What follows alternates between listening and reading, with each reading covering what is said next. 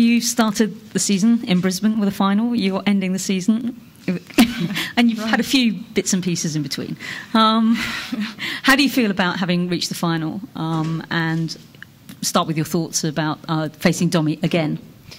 So first of all, of course, I'm really happy to be in the final here for my first time, and it's the last tournament, and of course to finish with the final, and it's great because I remember the last year how I was finishing here, so this is a big improvement. And of course, I mean, it's a little bit weird to play against one opponent twice in one tournament, so this never happened before for me. So I'm looking forward to play against her because the first match here was really tight and close, so she has a lot of confidence from the last two matches she won, and yeah, she has nothing to lose, so I think it will be a good match and a good final from both of us.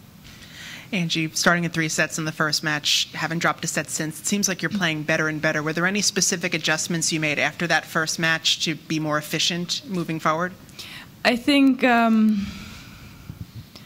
if you know me, you know that my first matches are always tough, and I have to get the rhythm and come to the tournament with really close and tough matches, and this happened here as well. So for me, I find the rhythm in the first few matches, and now I have a lot of confidence again. And of course, for me, it's a big improvement also to deal with the pressure, because that was not so easy. I have much more things to do than last year here in the last few weeks. So this is what I will take also for the future for me, and also for the match tomorrow. I mean, right now I will try to enjoy the last match of the year, and of course I will try to win it.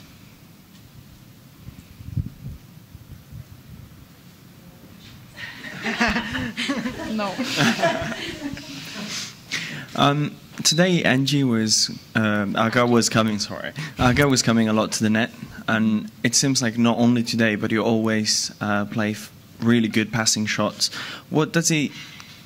How do you process it? What do you think, and where do you know how to pass it? And what makes a good, perfect passing shot for you? I don't know. It's just maybe sometimes also guessing, or like seeing where the opponent is going. But for me, it's always I know how Aga is playing. We know each other very well, and it's always tough to play against somebody you know for so long years, and to being friends. So that's always not easy. But of the other side, you know actually how the other one is playing. So this gives you a little bit more to know where she is going and how you can guess at the end. It looked as though she was trying to play a lot more aggressively, and perhaps having played to suit her game throughout the tournament, that seemed to just sort of wrong-foot her because she didn't get anywhere. Did you feel that's what she was trying to do? Of course, we're practicing as well a lot in the last few weeks, and everybody is, I think, trying to improve her game, and I know that she is trying to playing more aggressive, and today I think I was moving good, and I bring a lot of balls back, and I think that today I had always the right answer. But for sure, I mean, I think that Aga improved a lot as well in the last few weeks and months, and I think she will end the year as number 3, and I think this is also very good. She's top 3 as well, so this is what she played as well a great year. Martina Navratilova was in here earlier today, and she talked about back in her day she could play a match against a player, lose or win, go back to the locker room, they get dressed, they go out to dinner and stuff, or play cards. Do you see any of that in today's world on the tour? And if so, are you like that? Of course, when you are on court, you compete against each other. But I think I'm like this. Of course, you need few hours or like few minutes after the match for yourself to really, because you're always disappointed after matches. But you know that you will meet each other the next years as well, and the next month. So for me, you can just talk with me as well and go out for a dinner after a match if you lose or if you win. So I think I'm the same.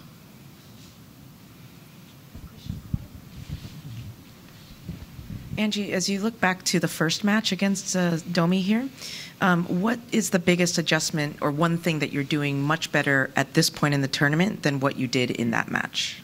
Like footwork, tactics, whatever. I think I'm playing a lot of more aggressive now than in the first match, because the first match are always tough, especially when you're playing in the group. And I think I'm moving as well a little bit better right now. It's like the last match, not the first one, but I think I improved in this as well. I get used to the court and to the crowd and everything. So, I think my tennis improved in the last few days since the first match. And then does this feel new to you? I mean, obviously you've never played the finals of the finals before, or the semifinals before, but at the same time you've been in big finals all throughout the year. Does this circumstance feel new, or is this kind of like old hat at this point?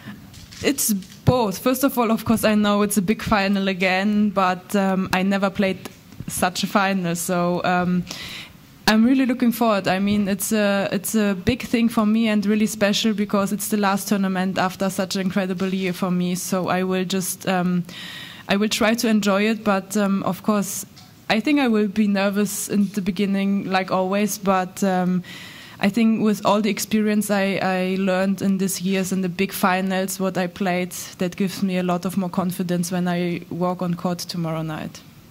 Angie, you just compared this year's schedule to last year and having a lot more things to do. What sort of extra things do you have to do on a daily basis, be it for sponsors or even clinics, whatever? It's everything. It's sponsors, it's clinics, it's the press is not like 10 minutes now, it's a little bit longer.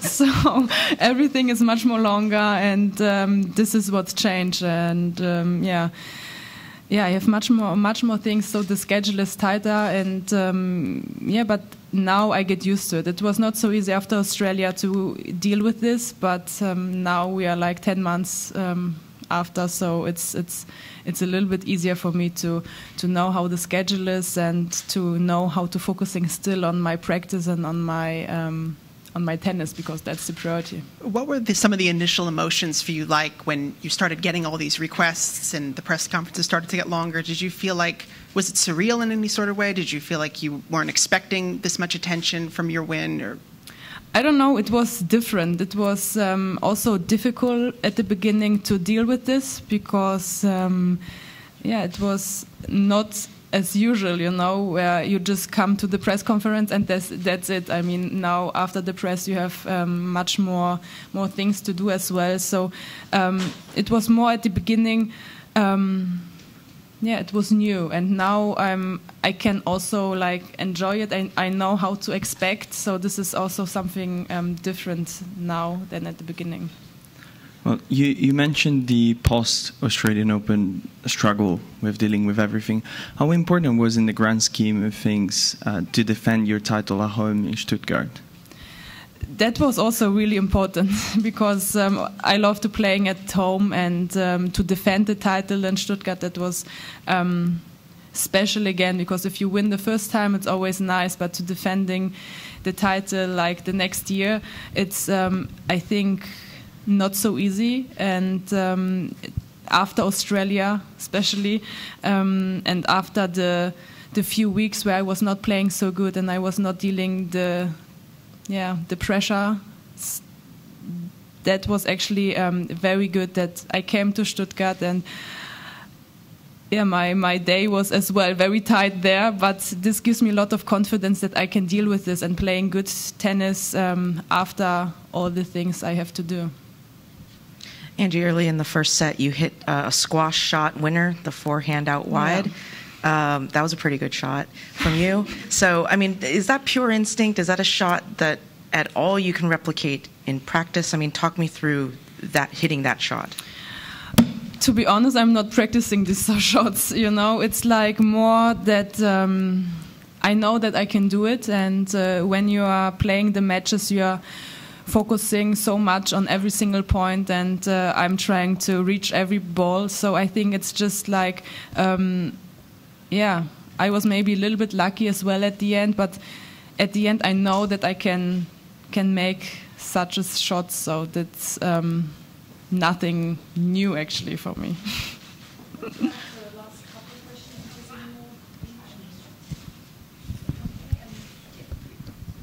Angie, Aga said in her post-match that in addition to watching her own hot shots on YouTube, she liked watching some of the shots that you hit as well. Are there any players that are either playing now or not playing that you like to watch on YouTube?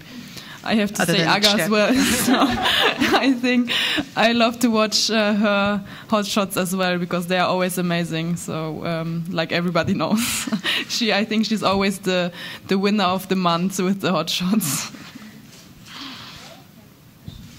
I have a fan question for you from someone by the name of Joey. If you could pick one food to eat for the rest of your life, what would it be? That's a good question. I don't know. I think I will go with some sweet, some ice cream or some crepe, something like that. Yes.